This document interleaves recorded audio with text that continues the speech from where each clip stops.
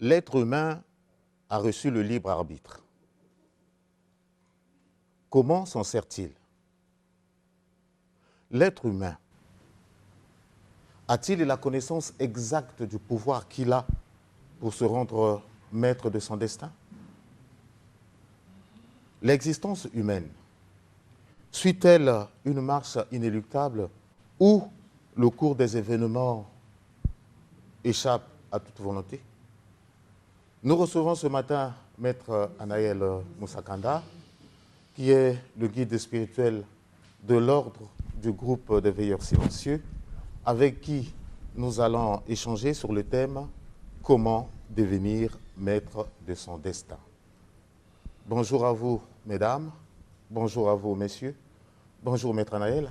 Bonjour, mon cher ami. Nous sommes heureux de vous recevoir ce matin sur notre Moi également, je suis très ravi. Alors, nous commencerons par une question très simple. Comment définissez-vous le destin? Bon, les définitions sont nombreuses. Mais ce qui est pour moi, le destin n'est qu'un mot, pour ce dont l'homme est en grande partie lui-même responsable. Voilà ma définition de destin.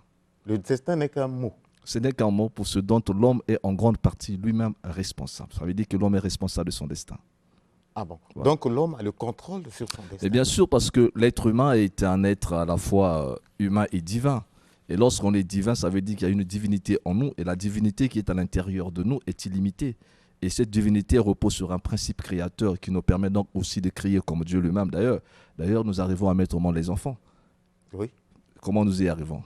C'est parce que nous décidons de mettre au monde les enfants, c'est naturel. Donc c'est un principe qui est en nous déjà. Et donc dans notre vie également, nous avons la possibilité de créer nos vies comme nous le voulons. Donc chacun de nous peut décider de ce qu'il peut faire de sa vie, lui-même. Donc il n'y a pas la fatalité, il n'y a rien dans tout ça. Voilà, le vrai problème, c'est qu'il n'y a pas de fatalité. Il n'y a absolument pas de fatalité. Si les gens, ce qui est regrettable, c'est que la plupart des gens subissent leur vie. Oui. Et nous subissons la vie parce que nous ne voulons pas mettre en mouvement ou activer la force dynamique intérieure qui se trouve au-dedans de nous. Parce que les créateurs ont voulu que nous puissions avoir ce pouvoir intérieur pour nous permettre de surmonter n'importe quel obstacle qui peut se présenter sur notre vie. Mais malheureusement, la majorité des gens ne sont pas au courant de ces informations. Ou ne savent pas utiliser les facultés qu'on leur a données pour pouvoir se rendre maître de leur destin. Et parmi ces outils les plus importants, c'est le pouvoir de la volonté. Vous savez, là où la volonté est grande, les difficultés diminuent. Et lorsque vous comprenez que ce n'est pas le pouvoir de volonté que nous prenons de décision, la plupart des gens sont indécis face aux défis de la vie. Leur indécision est liée du fait qu'ils n'ont pas assez de connaissances pour savoir quelle est la bonne décision à prendre face à un événement. Mais, Maître Anaël, excusez-moi de vous couper, parce que nous ne choisissons pas de pays où naître, nous ne choisissons pas de nos parents, nous ne choisissons pas notre famille. Comment vous dites qu'il n'y a pas la fatalité, le cours des événements? Nous avons le contrôle du cours des événements, vous croyez? Il y a un plan universel. Il y a un plan universel. Il y a des grandes lois universelles, mais rien ne nous est imposé. En fait, c'est nous qui choisissons. Et même la naissance, là où nous venons naître, c'est nous qui avons choisi de venir là. Voilà. Et ça, beaucoup de gens ne connaissent pas ça. Sinon, la nature, l'invisible ne peut pas vous imposer une condition. C'est vous qui choisissez là où vous voulez aller. Lorsque le naissant, en réalité, la science mystique révèle que chaque âme décide là où il va aller pour parfaire son évolution. Et malheureusement, lorsque nous naissons, nous buvons ce qu'on appelle l'eau de l'été. C'est l'eau de l'oubli. Ce qui fait que lorsque nous naissons, nous oublions que nous avons fait le choix d'être dans ce milieu-là pour notre évolution. Et quand on parle de l'évolution, on ne voit pas toujours les conditions matérielles. Le problème, c'est que l'humain essaie de pouvoir mesurer son évolution par rapport au progrès matériel. Vous savez qu'au point de vue divin et cosmique, la vraie évolution commence par la conscience. C'est la conscience qui évolue et plus vous avez une vie qui est riche en expérience, plus votre vie est spirituellement élevée. Maintenant, s'il y a des circonstances matérielles qui peuvent venir, bien entendu, c'est donc normal. Maître Anaël, selon vous, nous choisissons nos parents? Nous choisissons nos parents. C'est la tradition initiatique qui nous révèle que nous choisissons nos parents avant de venir naître. Les parents que vous avez aujourd'hui sont les meilleurs parents que vous ayez, peu importe ce qu'ils sont. Mais le problème, c'est qu'il y a un problème d'incompréhension. Il y a un problème parce qu'on est limité en compréhension. Oui. Vous avez les meilleurs parents qui vous ont donné ce qu'il vous faut. Voyez-vous? Mais si vous raisonnez de façon objective, d'une manière limitée, vous aurez du mal à comprendre ça. Parce qu'au point de vue spirituel, il n'y a pas de circonstances négatives. Tout est bien.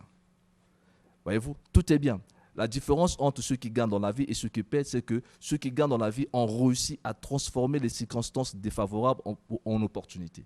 Bon, dites-moi par exemple des enfants qui viennent naître dans des familles où tout est déjà fait, des familles nantis, il n'a pas de gros efforts à faire, par rapport à ceux qui naissent dans des familles vraiment pauvres. Vous croyez qu'ils choisissent là où il faut naître? Oui, mais c'est un choix qu'ils ont fait pour leur évolution. Vous savez que beaucoup de hommes, les grands hommes d'aujourd'hui sont partis de rien. Il y a tellement des exemples patents là-dessus. Nous savons que beaucoup des hommes qui sont arrivés au sommet aujourd'hui sont nés des conditions médiocres, mais ils ont réussi à transformer. Ça n'a pas été un obstacle pour eux. Donc, pourtant, parfois, le fait d'être né des parents pauvres peut être une bénédiction. Vous savez ça? Oui, pour eux peut-être, Voilà, mais pour leurs enfants qui viennent même trouver pour leurs ces enfants. conditions-là. En fait, le problème, c'est que le bien et le mal, ce n'est que des concepts humains. Ça n'a rien à voir au point de vue divin. Au point de vue spirituel, tout est harmonie et bonheur. Mais le problème, c'est qu'il faut apprendre à libérer le bonheur qui se trouve au-dedans de soi. Si vous n'avez jamais appris à faire ça, même si vous êtes né des parents riches, mais vous serez malheureux. Il y a tellement de gens qui sont nés des parents qui sont confortables, la vie est confortable, mais intérieurement, ils ont des souffrances psychologiques. Donc, vous ne pouvez pas expliquer ça comme étant une règle d'or.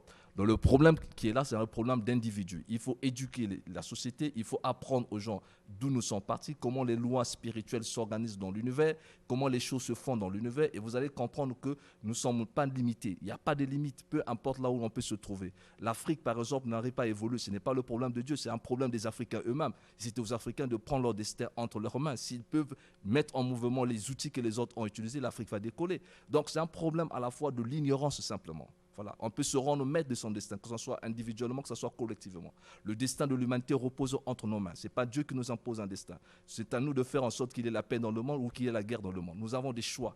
Voyez-vous, Dieu nous a donné ce qu'on appelle le libre arbitre. Et c'est à partir du libre arbitre que nous choisissons notre destinée. Et là, nous devons raisonner pour le faire. Or, la raison dépend évidemment de la somme de nos connaissances. Lorsque nous n'avons pas assez de connaissances, nous raisonnons mal.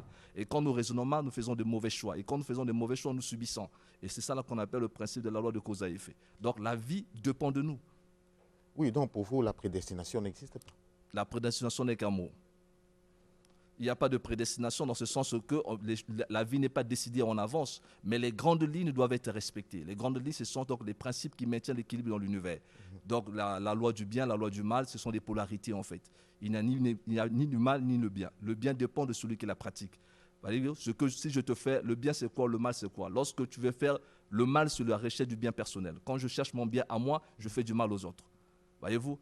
Voilà. Et ça, pour eux, ça serait un mal, mais pour moi, ça serait un bien. Quand quelqu'un vient vous voler parce qu'il veut être bien, ben pour vous, c'est quelque chose de mauvais, mais pour lui, c'est quelque chose de bien. Oui. Donc, le bien et le mal est relatif. Ce sont des notions qu'il faut reviser aujourd'hui pour permettre à l'humanité d'évoluer, de comprendre que la vie dépend de nous. Voilà, Dieu nous a donné toutes les intelligences pour que nous puissions nous rendre maîtres de notre destin. Donc nous pouvons décider de ce que nous voulons. Si nous voulons devenir riches, c'est à nous. Si nous voulons rester pauvres, c'est à nous. C'est un problème de décision d'abord. Mais on ne peut pas décider si on n'a pas une bonne connaissance. Parce que pour prendre la bonne décision, il faut avoir des connaissances. Et les connaissances dépendent des leaders qui nous encadrent. Si nous avons des gens qui ne nous transmettent pas les vraies connaissances, nous serons faussés dans notre raisonnement. Et le faux raisonnement nous amènera à faire des mauvais choix et après nous regretterons. Bon, Maître Naël, puisque la prédestination pour vous n'est qu'un mot, que dites-vous des prophètes alors qui disent que dans 10 ans, dans 5 ans, il y aura telle chose qui va se produire? Donc lui, il a déjà vu ce qui va arriver. Et donc vous allez subir pour arriver à là où, pour concrétiser ce que lui il a dit. Merci pour cette belle question. Vous comprenez que ce qu'il faut savoir, c'est que le présent, le futur, ça n'existe pas. Il n'y a que le présent qui est vrai.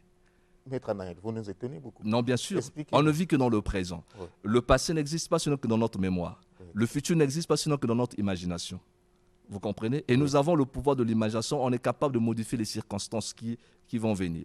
Donc, vous pouvez être informé d'un événement en avance. Vous avez la possibilité, par le pouvoir de votre imagination supérieure, de modifier votre futur. Vous pouvez le faire. Voilà pourquoi il y a des techniques de méditation qui nous permettent de nous élever un peu plus haut. Quand nous rentrons dans le monde de la 4e dimension, vous pouvez créer ce que vous voulez. Vous pouvez créer ce que vous voulez. Maintenant, le problème, c'est que c'est quoi? On peut voir un événement en avance et vous en informer, soit dans un rêve ou par un prophète. Ça ne veut pas dire que vous êtes condamné à vivre ça. On vous informe ça, c'est pour que vous ayez la possibilité de décider sur votre futur. Maintenant, si vous êtes impuissant et faible, vous allez subir ce qui a été vu en avance. Vous comprenez ça? Vous allez subir.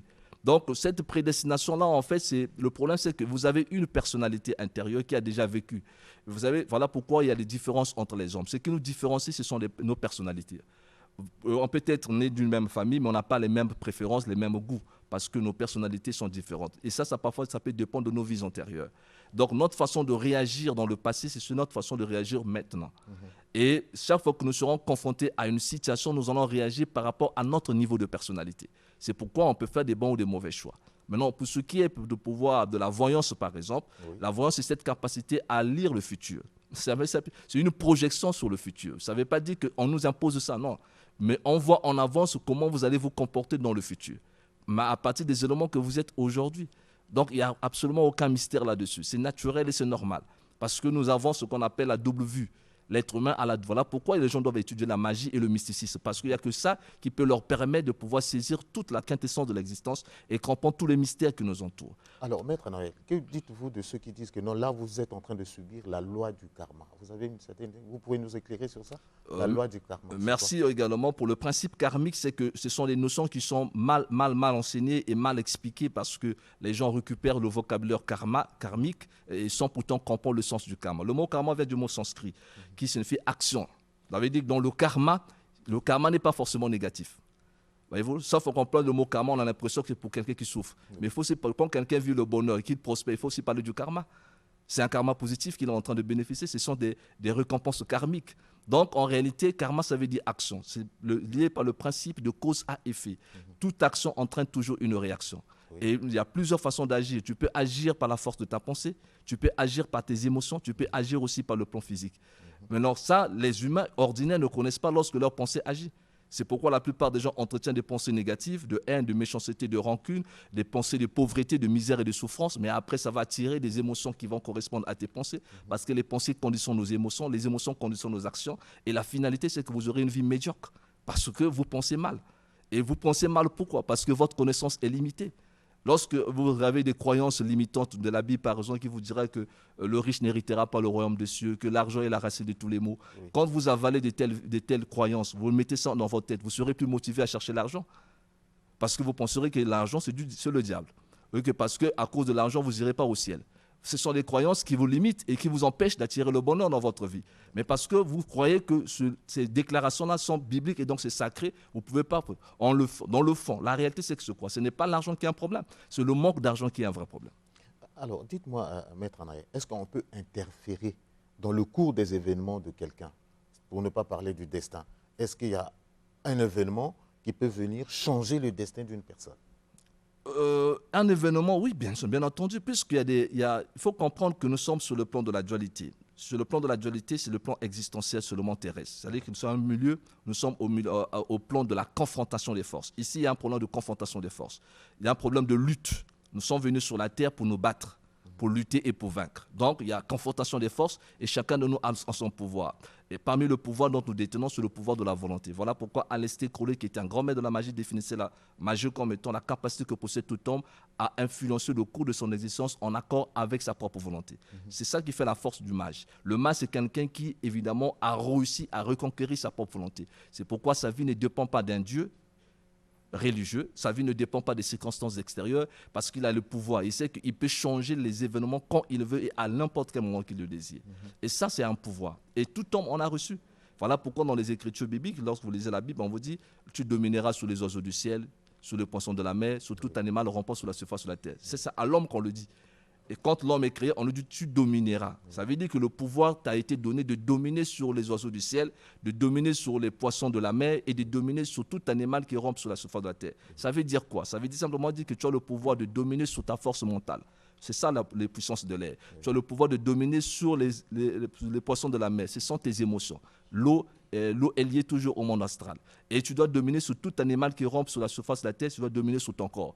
Maintenant, si tu n'arrives pas à dominer ton corps physique, tu n'arrives pas à dominer ton corps astral émotionnel, tu n'arrives pas à dominer ton corps mental, tu vas subir la vie.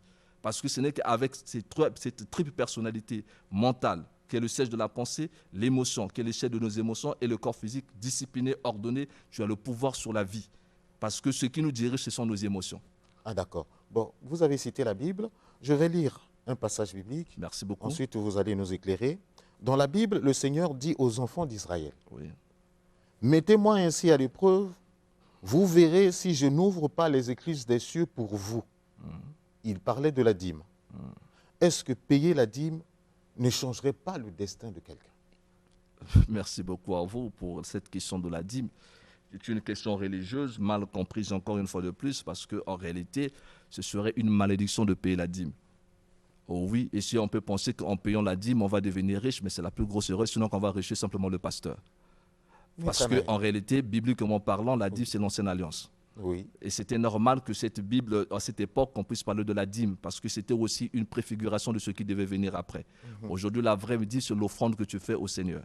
Donc, en réalité, dans les églises, on n'a plus besoin de payer la dîme. D'abord, les apôtres n'ont pas, aucun apôtre n'a payé la dîme. Ça n'existe pas. Dans la Nouvelle Alliance avec le Nouveau Testament, aucun apôtre n'a payé la dîme. Les apôtres faisaient ce qu'on appelle de la bienfaisance active, l'offrande volontaire. Oui. On réunissait tous les biens à l'église et on faisait la répartition par les diacres pour permettre à ce que les orphelins, les pauvres et tous ces malheureux puissent avoir quelque chose. Et une partie était affectée à ceux qui étaient à l'évangélisation, donc notamment les apôtres. Oui. Aujourd'hui, quand vous arrivez à l'église, on prend des dîmes des prophètes, dîmes de ceci, dîmes de ceci, et on donne tout chez le pasteur. C'est écrit où? C'est même pas scripturaire. Voyez-vous? Ça veut dire que ces gens-là lisent la Bible à leur profit. Et ils ne connaissent même pas ce qu'ils lisent. Et c'est très dangereux. On ne va pas devenir riche comme ça. Pour devenir riche dans la vie, il y a des mécanismes et des principes universels qu'il faut respecter. Parmi lesquels il faut savoir d'abord développer ce qu'on appelle la volonté dynamique. Parce que vous savez qu'on a 3 types de volonté. Oui. On a la volonté indécise, on a la volonté enthousiaste et on a la volonté dynamique. La plupart des gens n'ont pas assez de volonté. C'est pourquoi ils sont devant des événements de la vie, ils ont peur. Et ils sont obligés d'aller se réfugier à l'église et attendre que Dieu les aide. Dans le fond, ils ont reçu de Dieu le pouvoir d'agir sur la vie. Et ce pouvoir-là, vous devez l'utiliser et ce pouvoir-là repose sur le pouvoir du mysticisme. C'est pourquoi je parlais la fois dernière, il faut être mystique. Ou tu es mystique ou tu es sorcier pour comprendre la vie. Si tu n'es ni mystique ni sorcier, tu es perdu. Tu es déjà perdu. Que tu sois pasteur, évangéliste, tout ça, ce sont que des mots. Ce sont que des mots parce qu'en réalité, il faut faire l'expérience de la vraie vie. Et pour faire l'expérience de la vraie vie, il faut comprendre que nous sommes nés avec des pouvoirs. Et ces pouvoirs nous avaient été donnés pour que nous puissions améliorer notre condition de vie à tout moment et à tout instant. Et c'est à nous de nous en servir. Ce n'est pas Dieu qui va nous faire les choses à notre place. Dieu a déjà fait, c'est fini. Dieu a déjà créé l'univers, Dieu nous a donné tout ce qu'il nous faut. Vous avez de l'imagination créatrice. Combien d'Africains n'arrivent pas à créer? Parce qu'évidemment, ils ne savent pas se servir de leur imagination. Ils attendent qu'on leur donne. Comme des enfants, toute la plupart des gens vivent par imitation. Et donc, le temps est venu d'être grand. C'est un problème de maturité. Quand on est mature, on devient responsable de sa vie à 100%. On n'attend pas que Dieu fasse. Quand toi, tu vas agir, c'est Dieu qui va agir. Bon, voilà pourquoi on dit « aide-toi et le ciel t'aidera ». Merci beaucoup, Maître Naël. Tout à l'heure, je vous ai suivi, vous avez dit que nous choisissons nos parents, nous choisissons dans quel pays naître. Ce qui veut dire que vous croyez à la réincarnation? Bien entendu, je suis un mystique et un grand maître encore, il faut se le dire. La réincarnation n'est pas une loi religieuse, c'est une loi universelle. Donc la réincarnation, évidemment, nous y croyons. D'ailleurs, si vous prenez bien les Écritures saintes, vous allez voir l'histoire de Élie et Moïse, plutôt d'Élie et Jean-Baptiste. Jean-Baptiste n'était que la réincarnation d'Élie. Qu'il a subi des conséquences des actes qu'il aurait commis bien avant. Donc, vous comprenez que la loi de la réincarnation, c'est une loi universelle qui nous permet d'évoluer parce qu'on ne peut pas atteindre le niveau de perfection en une seule vie. C'est impossible. Il nous faut plusieurs vies pour que nous puissions nous parfaire. Et à chaque vie, nous grandissons en expérience. Et ces expériences que nous acquérons feront de nous à ce qu'un jour, nous puissions nous libérer de la loi de la réincarnation. On peut se libérer de la loi de la réincarnation pour devenir des anges, pour atteindre le niveau supérieur. Parce qu'au niveau de la conscience, vous avez 4 niveaux. Vous avez le plan minéral, vous avez le minéral, le végétal, l'animal et l'humain, et après le sphère angélique. Donc, la conscience doit évoluer étape par étape à travers plusieurs incarnations pour nous permettre d'atteindre le niveau supérieur. Nous sommes venus sur la terre pour vaincre. Nous sommes venus sur la terre pour nous battre, et c'est normal, parce que nous sommes au lieu de la confrontation de la dualité. Seuls les faibles reculent. Les grands du monde prennent leur destin en main et avancent. Alors, Maître Naël, nous sommes arrivés presque au terme de notre entretien. Un mot pour la fin? Oui, le mot sur la fin, c'est que Maître Naël a des descentes sur Dolisie. Je vais être à Dolisie bientôt. Et je voudrais quand même informer donc, la population de Dolisie et de Nkayi que je serai là dès le 10. Donc, le 10 février, je suis à Nkayi et j'ai une grande conférence qui va se tenir également le 11 février. Le 11 février, j'aurai une conférence à l'hôtel... au grand hôtel Mélène Park de Nkayi, et après Nkayi, je vais descendre à Dolisie. Donc pour tous ceux qui ont des problèmes de maladie, tous ceux qui ont des problèmes de santé, tous ceux qui ont des problèmes spirituels qu'ils n'arrivent pas à régler, Maître Anaël sera à Nkayi avec vous et nous allons combattre la sorcellerie d'Nkayi, et après nous allons descendre à Dolisie pour combattre la sorcellerie de Dolisie, parce que je suis venu pour transmettre la lumière aux gens et permettre aux gens de comprendre qu'il n'y a pas de mystère, il n'y a absolument rien, vous n'avez pas de raison de souffrir parce que vous avez reçu de Dieu le pouvoir de vous libérer. Et voici donc mes coordonnées téléphoniques. C'est le 06 692 28 48. 06 692 28 48, c'est mon numéro MTN. Et le 04 473 42 20, 04 473 42 20, c'est mon numéro RTL. Pour tous ceux qui aimeraient donc entrer en contact avec le maître Anaël, vous m'appelez à la fin de l'émission pour que je vous donne les coordonnées de mes représentants qui sont en Kaye et à Doulizi.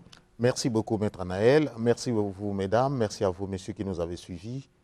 Si de Dieu de son 10, continuez.